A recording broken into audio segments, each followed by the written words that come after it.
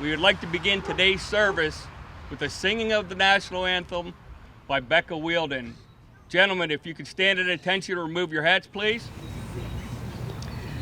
Oh, say, can you see by the dawn's early light what so proudly we held at the twilight's last gleaming, whose broad stripes and bright stars through the perilous fight o'er the ramparts we watched were so gallantly streaming, and the rocket's red glare, the bombs bursting in air, gave proof through the night that our flag was still there.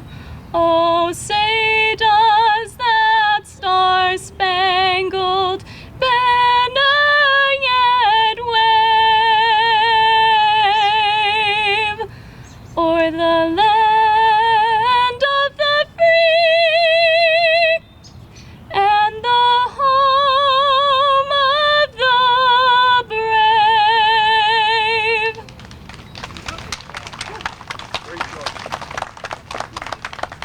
Now I'd like to have a few words from our state representative, Mr. Brandon Marksik. Thank you, Reed. Today's a very tough day. I'd like to start off by saying, today's just not a day where we have off. Today's a day where people took their most ultimate sacrifice. A lot of people, my age in particular, do not know the actual true meaning of today. Today's not a day where we just have a party or a picnic. It's a day where we where we really honor those who gave their full lives to our great nation. So I would just like to end with saying, all of us would not be here if not for their great sacrifice. Thank you very much. Thank you. Thank you, Representative Marksik. And now a few words from the Mayor of Monroeville, Nick Griessock. Good morning. Thank you for coming out here this morning to our parade and this very important ceremony to honor those that gave their lives for our country in military service. I want to thank the American Legion, the Gold Star Post 820 for organizing this event. I want to thank our Public Works Department and our Police Department for maintaining the parade and keeping us all safe here. And we are here to honor this service. With service, there's always sacrifice, and the ones we honor today are those that paid the ultimate sacrifice. We also have many service members here with us today, and on behalf of the community, I want to thank you for your service. And with that service, once again, there is always sacrifice. And it's not just the sacrifice for the individual, but the sacrifice for the families, for the parents, the sons and daughters, brothers and sisters in the community, all for the greater good, all for freedom, all for our liberty, all for our democracy.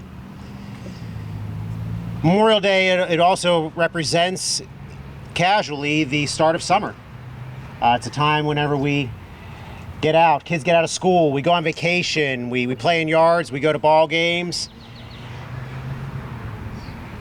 And those freedoms and liberties are what these very men and women that we honor today fought for. Let us never forget that. Have a wonderful Memorial Day.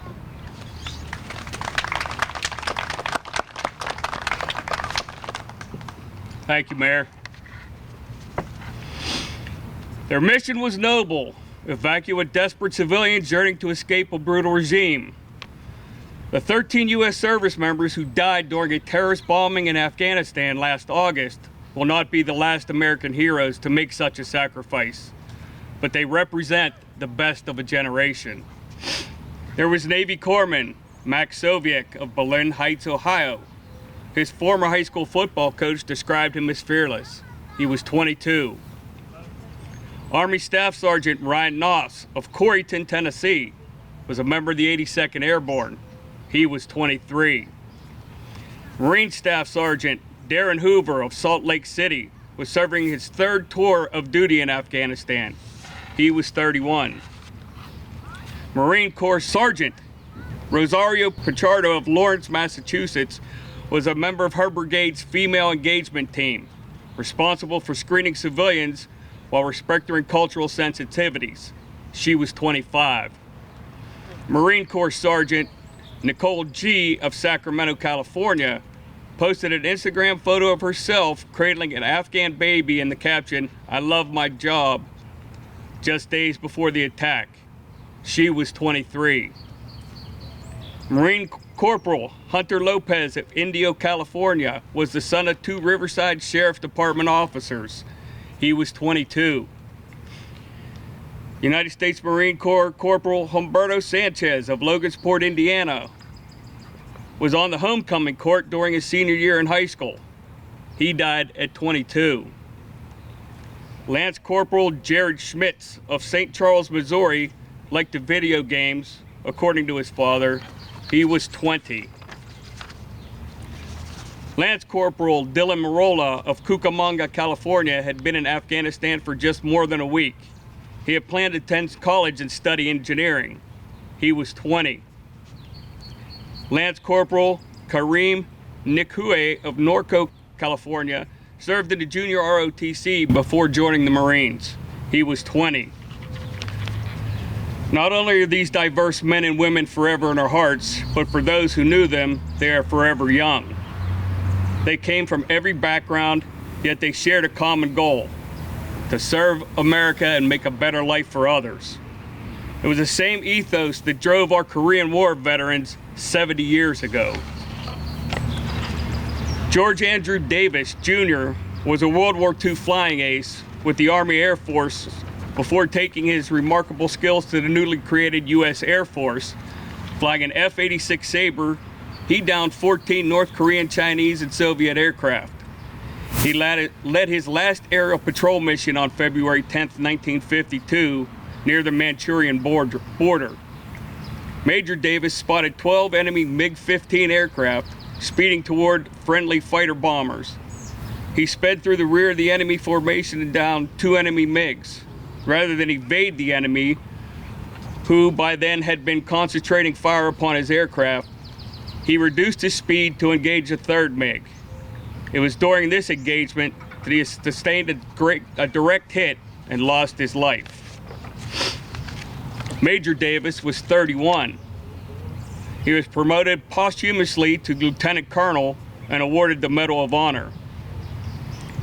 His citation states, "His indomitable fighting spirit, heroic aggressiveness, and superb courage in engaging the enemy against formidable odds exemplified valor at its highest." From the American Revolution to the global war on terrorism, more than 1 million American veterans have made the supreme sacrifice. They died so that we could continue to cherish the things they loved: God, country, and family. That is why we are gathered here on Memorial Day, to honor the memory of our fallen warriors who have given everything for their country. We are also reminded on this day that brave men and women have always stepped forward to take the oath of enlistment or oath of office as members of America's armed forces, willing to fight and, if necessary, die for the sake of freedom. In reflecting on the sacrifices of their comrades during World War I, the founders of the American Legion saw 4 common pillars as to why Americans so often answer their nation's call, even to the point of sacrificing their lives. They do it to provide a strong national defense, to keep America safe and secure against those enemies who would destroy our American way of life. They do it for their fellow comrades, for those fighting by their side against all odds, and for those who eventually separate from the military but proudly claim their status as veterans.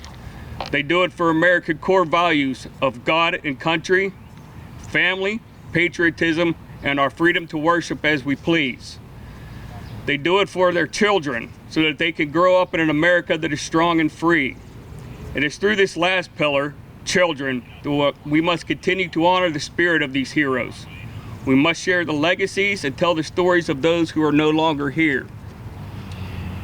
Nearly 7,000 American men and women have died while fighting the global war on terrorism. Many were parents.